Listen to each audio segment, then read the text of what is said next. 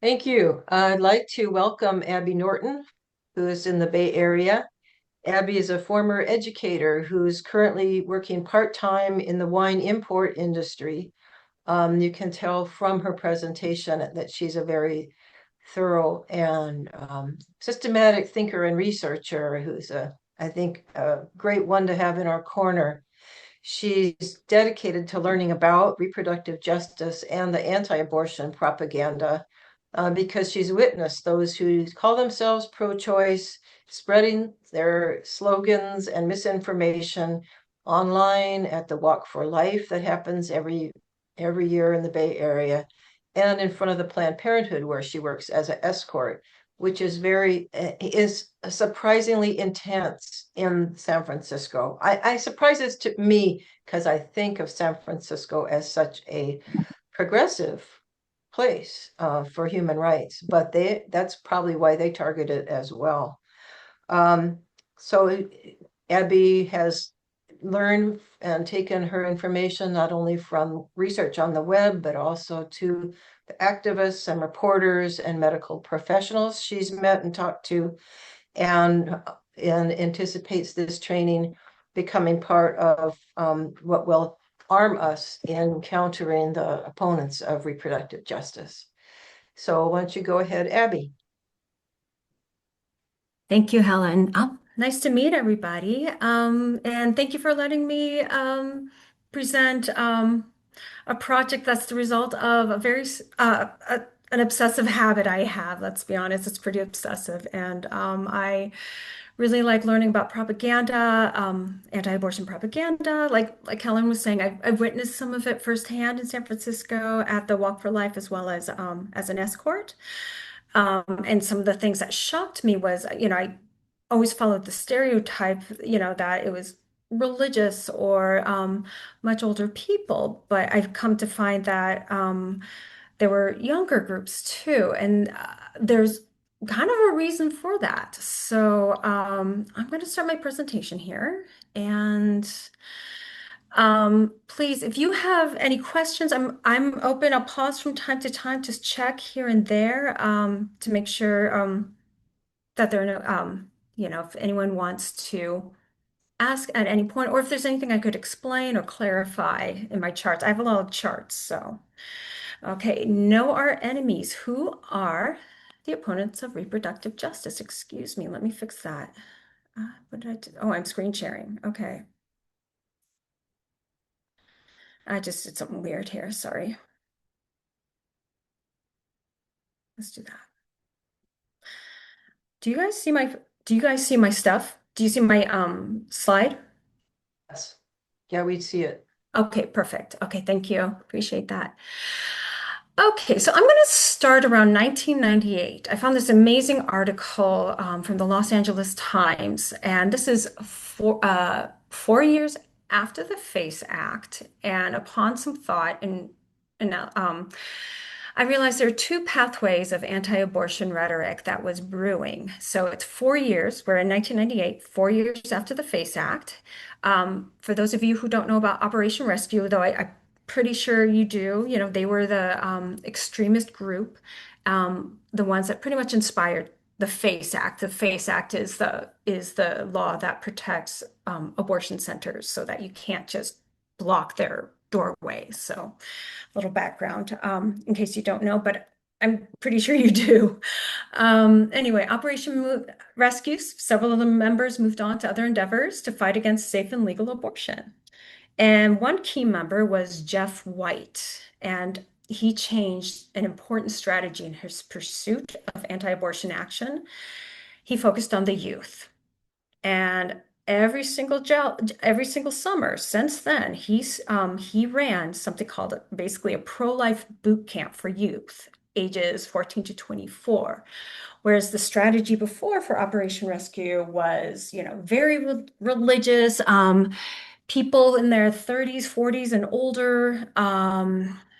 Anyway, so he just kind of changed the narrative and said, nope, I'm going to focus on kids. And at the beginning, it was kids mostly either in very high controlled religious families or other kids of Operation Rescue members. So that's how it kind of started, but it's kind of perpetuated. Um, and then on the other hand, you have organizations like the Federalist Society and Heritage Foundation, of course, who are working out ways to erode abortion rights through lobbying, changing laws, et cetera, et cetera. And as this progressed, so did funds that somehow found their way to trickle down, I think, to more grass level anti-abortion activists like Jeff White. And so I delve into how that happened. I've been very curious. So this is a quote from the article. If you think we're radical now, you haven't seen anything. Wait till you see our kids. That's Flip Benham, former Operation Rescue member and current leader of Operation Save America. And in my opinion, this is the beginning of what we see now in anti-abortion rhetoric. And okay, let me explain my flow chart here. So we have I have a little color-coded thing here. The red is Operation Rescue. The yellow squares are kind of the first wave after Operation Rescue. And even though Operation Rescue was this very religious, kind of fanatic group, some of the yellow was meant to be more quote unquote progressive and updated when really it's not. But that's what they're trying to tell you. The orange is kind of the second wave post Operation Rescue. So the yellow is more like the millennials and Gen Xers. The orange is more like millennial and Gen Z. I have two green things there. It's kind of relevant. Oh, I am so sorry. They predate Operation Rescue, but they're kind of relevant. So this is just how tangled some of these branches are. And this is just one tiny part of the anti-abortion movement. Let's go from left to right, like Flip Benham, for instance. He has twin sons. They're adults. They're very successful entrepreneurs, but they are directors of Love Life. They're on the board of Love Life. Those are the people with the pastel T-shirts in front of Planned Parenthood. Um, you may have heard about the young man who went and met with a bunch of Planned Parenthood executives and filmed them secretly, and then he got in trouble with the law. That's David Daleiden, Center of Medical Progress. He and Troy, I don't know how they met. That's still very strange. But due to Troy Newman's influence and money or whatever, he kind of lifted up this young man who was in his, I believe, 30s, maybe 20s. And I keep moving. Sorry. And around that time, Teresa Bukovac, she was living in San Francisco. This is about 10 years ago now. She was into the pro-life movement and wanted to start something that was a little more quote unquote edgy and progressive. So she started Pro-Life San Francisco. Eventually met Randall Terry, who's the founder of Operation Rescue. They're married now. And then of course there's Jeff White, who I just talked about, who started the Survivors. I'm going to go back to Teresa here. So she started Pro-Life San Francisco and eventually left for Washington, D.C. to start this organization, POW, Progressive Anti-Abortion Uprising. You may have heard of them before. They are the group, two of the members hoarded, they're the ones they found fetuses and put them in their freezer. Kind of disturbing. And there was a member in that group that was in trouble violated the FACE Act and was sentenced to have, what was it, 5 years in jail and was pardoned by Trump. So even though they're coming across as this edgy, cool, hip group, they still have these bizarre ideologies that's like, that's a little more right-winged than what you're saying you are. Okay, so when Teresa left Pro-Life San Francisco to go here, now we have our second wave, a young woman named Kristen, her name was Turner at the time. She took over Pro-Life San Francisco, then went to POW. At that time, this young lady, Melanie Salazar, became the director. And thank you for it's a lot of detail, but so these three, they were kind of the face, they did the TikToks, the videos, but really behind the scenes, this guy here was president. he still is president of Pro-Life San Francisco and has this connection here, United for Life, one of the oldest Bay Area anti-abortion groups, which has close ties to the Archdiocese of SF. Oh, and guess what? Members of the board of Walk for Life West Coast. The president of this is the director of Bella Primary Care, which is a Catholic thing. So it's on and on and on and on. You go down these deep rabbit holes, and it's hard to get out. Um, survivors, back to the survivors. Well, and I'm going to focus on this activist later, Anastasia Rogers, who's been a presence at San Francisco Planned Parenthood. Melanie eventually started Pro-Life Global, Heartbeat International, et cetera, et cetera. So with all the arrows, you can see that there's just so much connection. I'm not going to dwell on that too long. Just some concerning patterns when I look at social media. So either members are from high control religious families and then kind of go into this movement, which is also high control, almost cult-like, right? It's takes over your social life. It's your main focus, or they attract people outside of that kind of life, but they're highly traumatized. And a lot of these people, they are on social media a lot, so they know, and they share their stories. And I try not to dwell on that because I feel like it's like, oh dear, that's private. But they share their trauma a lot, sadly, and it's pretty heartbreaking. Um, so some groups, especially like this over here where Randall is, encourage still kind of hint that, hey, you know what, kind of not really say break the law, but definitely strong encouragement to violate the FACE Act or go really close to the border of borderline violating, which of course leads to legal issues and police issues, getting incarcerated. And then, of course, that leads to more barriers in getting employment, housing, and your money goes away. And then basically, you can get income, but it's based on donations. And I feel like this creates a cycle of dependence. So if you're a young activist in the pro anti-abortion movement and you get arrested for breaking the FACE Act, you get a lot of, as I will explain later, but you can't really, it's harder to leave because again, it's this whole perpetual cycle, in my opinion. Just want to pause before I get into the money. Are there any questions or clarifications I can make while this is a good place to pause. Any clarifications I can offer at this point, or should I continue? Wait, so I'm gonna assume I can continue. Yeah, one new. Ooh. Ooh, okay. Yes. Thank you, Allison. I heard about Tiffany Green on the podcast this week on feminist buzzkills. Thank you for sharing that. That is it. I was really excited about that. Okay, since there are no questions or clarifications needed, I will continue and slideshow. Okay. So now I'm going to get into the money, the big money. So those of you, there's a man by the name of Leonard Leo, and he's the director, co-chairman of the Federalist Society. And I've been learning more and more about this guy. He's not mentioned as much, so I don't know how many people know about him. If you already know about him, then you know what I'm going to say. Basically, advisor and fundraiser for the Trump administration. So he is instrumental in finding conservative candidates for the Supreme Court justice. Of course, he was instrumental in getting the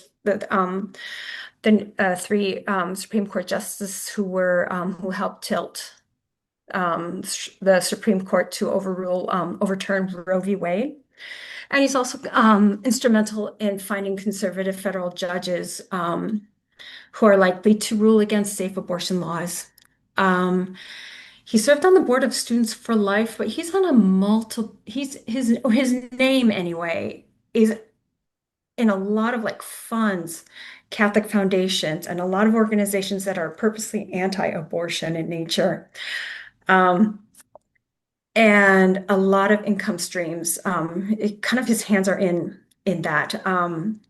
he makes sure that these three organizations are funded. So this guy makes sure these three organizations are funded, which is kind of chilling.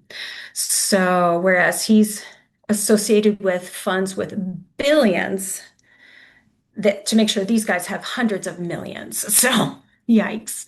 Okay, Heritage Foundation, we know very, famous. They're the plan against anti-abortion, right? Project 2025 and so on and so forth. Leadership Institute, it's a conservative educational group that offers classes on advancing quote unquote conservative politics. They might and as well as anti-abortion act behavior and propaganda. Sadly, they teach you how. On one hand, it's really they're good skills in teaching you how to engage with your congressperson, but or how to get on the school board or some local committee, city committee, but it's not really to benefit everyone in your committee, right? Or in your town or your state. It's to advance things like anti-abortion laws and oh, how can I get on the school board so I can ban certain books, and um, ban trans children from whatever athlete at sports event, that kind of thing. Alliance Defending Freedom, they provide the legal power. And very, very anti-LGBTQ plus. They're considered a hate group by the Southern Poverty Law Center. They are expanding heavily in the UK as well as Europe. They have offices there, and I'm going to touch on that later. If you see any kind of high-profile case that connected to abortion, um, they're connected to it, or like a business refusing to service someone in the LGBTQ plus population. They're either directly involved or a couple degrees away or funding another firm that's involved. Right now, there's a very high profile case of this woman who agreed to be a surrogate for a couple. And the fetus now has a pretty bad, I can't remember what the condition is, like a heart condition. And the doctor suggested termination. Otherwise, yeah. And the couple, of course, said, yeah, we should probably terminate. The young woman said no and went to Texas. Um, so she can't, well, no one can force anyone, right? But to have an abortion. But now the ADF, Alliance Defending Freedom, is now involved in her case, defending her. So yeah, it's a mess. Okay. So now you have your mid-tier groups and your lower tier groups. So I'm going to go up here on top. Those have like Love Life, 40 Days for Life, Knights of Columbus. They give money to, they have a national presence, but have local chapters. They often fund smaller anti-abortion groups and also fund crisis pregnancy centers and multi-millions, but not Heritage Foundation level. And then now the low tier groups, or I call them the foot soldiers, I guess. In my opinion, they're very much the face of the movement. They're seen at marches in front of Planned Parenthood. They're often in a lot of different groups, super active in social media.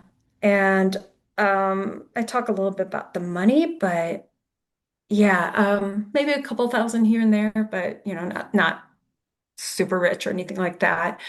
But interestingly, all income levels of the anti-abortion movement benefit from one another.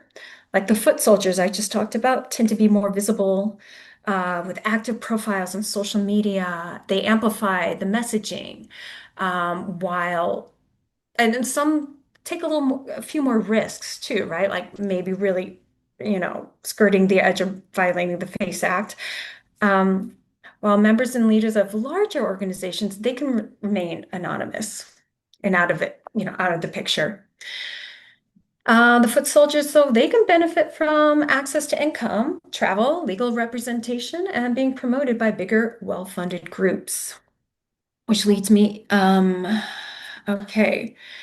So, I'm going to go into the survivors is the group I started talking about. Jeff White, former Operation Rescue person. Um, I made just kind of a pictorial about how I imagine what I've observed. So this purple rectangle represents the main account on Instagram.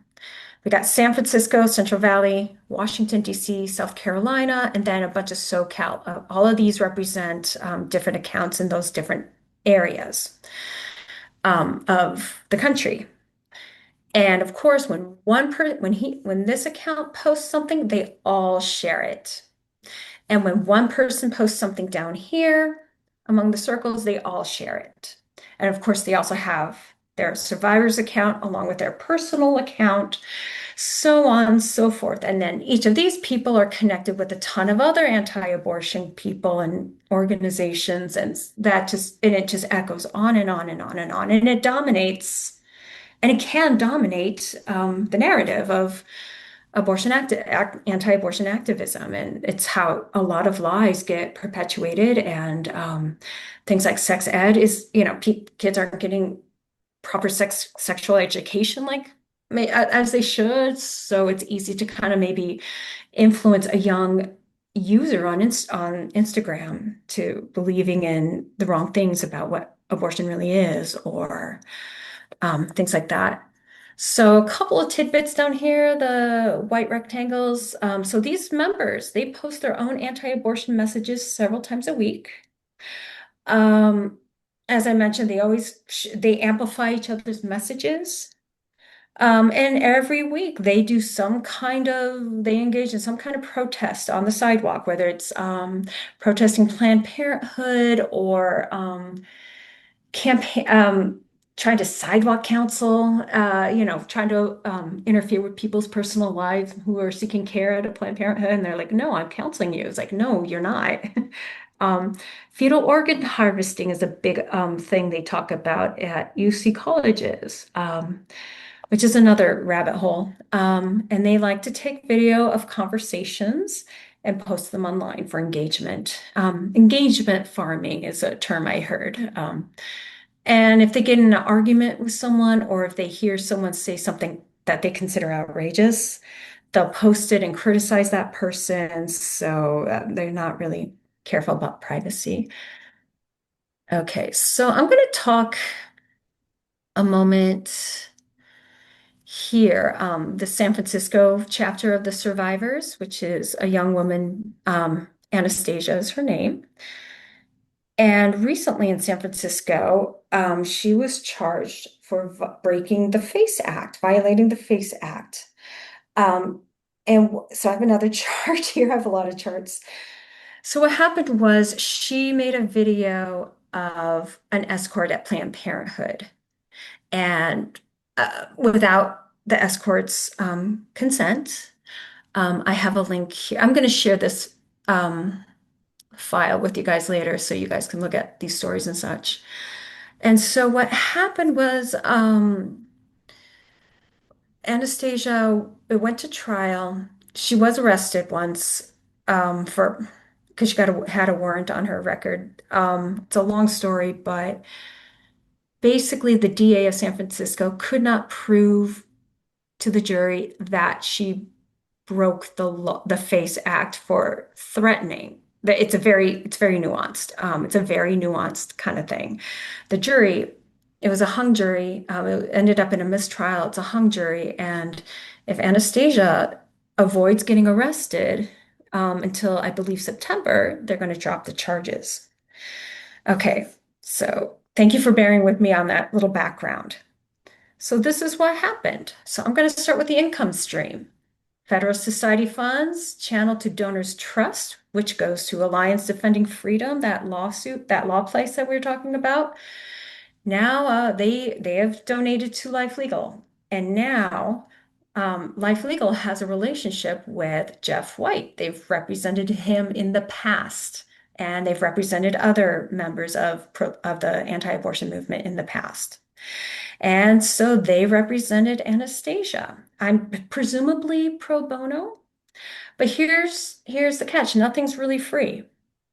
So Life Legal, so I'm going to go to this circle here. They use her image, her story, and amplify her case not only on their website and their socials, but they also have connection. They had a press release which was distributed to a bunch of anti-abortion and Christian news sites, making her the victim, not only to make her frame her as a victim and that anti-abortionists everywhere, their First Amendment rights are in danger by this, they're being targeted. So they dominate the landscape of the narrative. Oh, and it's a great way for them to advertise their law firm. Yay. Um, and so there was only maybe one or two actual fact-based articles about this.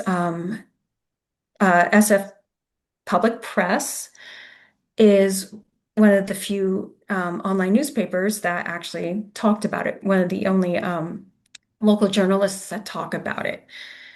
And but here's what's dangerous is if you go on a Google or any kind of search engine or the chatbot, an AI kind of chatbot thing, and you enter Anastasia's name or you enter the court case, you're going to get all these anti-abortion Christian news sites like, oh no, anti-abortion is targeted. She can't say anything. She's just trying to save the babies, So that's where it gets kind of dangerous. And it's really, really, really hard to find just the fact. Just tell me the facts, please. What are the facts of the case? So pro-life, our old friends, Pro-Life San Francisco, so they amplified her case. They would try to rally other anti-abortion people to come to her trial for support. And they would stand outside of the courtroom with microphones. They're not journalists. They're not a journalist outlet, or a media outlet, but they acted like they were, which is kind of part of the deception. And they would quote unquote interview Anastasia. It was just ridiculous. So that's how, whoa, sorry. That's how they amplified the case on social media. Of course, they have a podcast. And I don't know if you can see this bubble here, but um, it, so basically, when it ended up as a mistrial for a hung jury, which favored Anastasia for being innocent, they spread the narrative that even though the jury was mostly pro-choice, even they could see she was innocent in pro-choice progressive San Francisco. It's like, that's not how juries work. They couldn't, yeah. Again, they're counting on people to listen to it and not look at it with nuance and critical thinking and on how the whole case really, really came out. So, yeah. Okay. There we go. Okay, so this is a speculation, another speculation, on how the foot soldiers that I mentioned earlier benefit from more funding. You got the Federal Society, goes to Donors Trust, Alliance Defending Freedom, which, by the way, Erin Howley, Josh Howley's wife, worked for a couple years ago. I don't think she's with them anymore, but she was. And they're funding their efforts in the UK. They have an office there, and their funding does go towards something, the March for Life UK. And Ms. Magazine and The Guardian were really amplified this, but no one really talked about it on the news here. And then there were local abortion advocates, um, really, really in the UK, in London, saying this is bad because Alliance Defending Freedom is quote unquote bringing in radicals and extremists from the United States. And they named Randall Terry, specifically, former Operation Rescue guy. And POW, the ones that had the fetuses and the ones that were the one member who was pardoned by Trump. It's like we don't want that here in London. It's bad enough that we have to deal with this March for Life. Now they're bringing in quote unquote extremists. Their words, not mine, but I don't know how the income and Bennett how but they did attend. They're in Europe doing anti-abortion, activism and showing up at rallies, and I think some of them might have had speeches. And they were also fundraising for the trip on Instagram, and I would watch this, and Pal over here would say stuff like, "Hey, help us get to Europe, help us get to London for the March for Life." And when I checked out their website, it was like a KQED membership drive. It was very strange. Like if you donated this much, you get a postcard. If you donate more, you get daily updates, a Yeah, it was very weird. So I mean, there's some pretty sophisticated income stream there. Um, so of course they amplified the messaging. Oh, look, Europe is really pro-life, just that kind of rhetoric and the podcasts. And coincidentally, whoops, sorry. I don't know if this is a coincidence with the Josh Hawley, Aaron Hawley thing and the Alliance Defending Freedom, but I find it interesting in March of 2026, Teresa Bukovac and Randall Terry organized a quote unquote thank you rally for Josh Hawley in his St. Louis office for writing a bill um, ban, banning abortion medication. So I thought, okay, I don't know if that's connected, but it's certainly, I don't know. It got my attention, let's just say. All right. What else? Okay, I'm almost done. How can someone like Teresa Bukovac from POW run for president? And how can she benefit from money? Well, we got the Donors Trust, Heritage Foundation. Start right here. We got Teresa Bukovac's presidential campaign. So here's one stream. Heritage Foundation has a youth leaders program, which this young person, the campaign manager, Stephanie Louise, benefited from. I say that loosely. She was Teresa Bukovac's campaign manager. And the campaign, so not only, so weird 3 degrees of separation here. So Heritage Foundation also funds Susan B. Anthony Pro-Life, which gave Bukovac's presidential campaign a substantial amount of money, I think. I don't remember right off the top of my head, but you can find it. Um, it's out there. So which also paid, of course, for the website. I don't know if it paid for social media, but it's another way to, she probably had access to money for really good photography, things like that. Again, continuing with the pro-life messaging and or anti-abortion messaging and fetus imagery. Of course, Teresa there'd be these presidential rallies, which I think were paid for. Probably, where Teresa could say the sponsors by name, thanks to Susan B. Anthony for all of us gathered here, blah, blah, blah.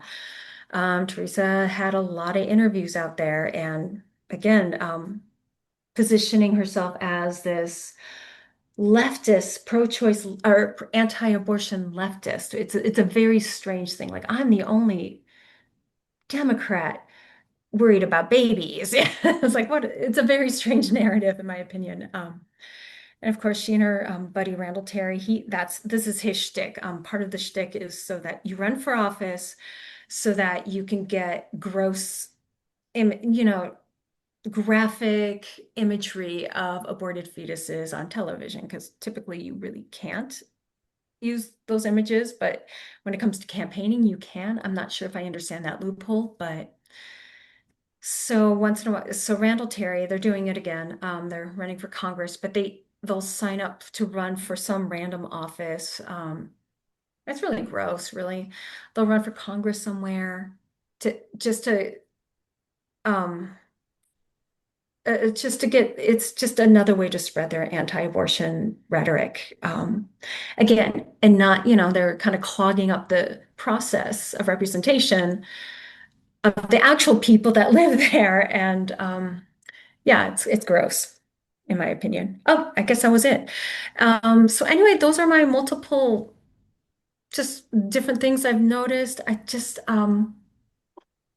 I don't think, I don't know if and I was trying to ask how to kind of wrap this up, and I don't really have a succinct way to wrap this up other than just like, if you have an opportunity to engage with someone, who's anti-abortion, like talk about the money, because you're not going to change their minds, right? But maybe just like, hey, there's billions of dollars being channeled into anti-abortion propaganda and rhetoric. How does that make you feel? I don't know. I have no idea. But if you see some rando on your campus, on the local campus, or in front of Planned Parenthood, it's like, no, they shouldn't be. You know, they're not too far from big money, in my opinion, or they're going to find it soon, or they're not too far away from big money. And what to do about this information, I don't know. But I do think seeing it, identifying it is important because it doesn't get talked to.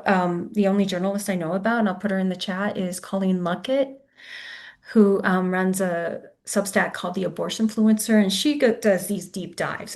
And I kind of follow her example here. So anyway, I can pause here for questions, or let me stop.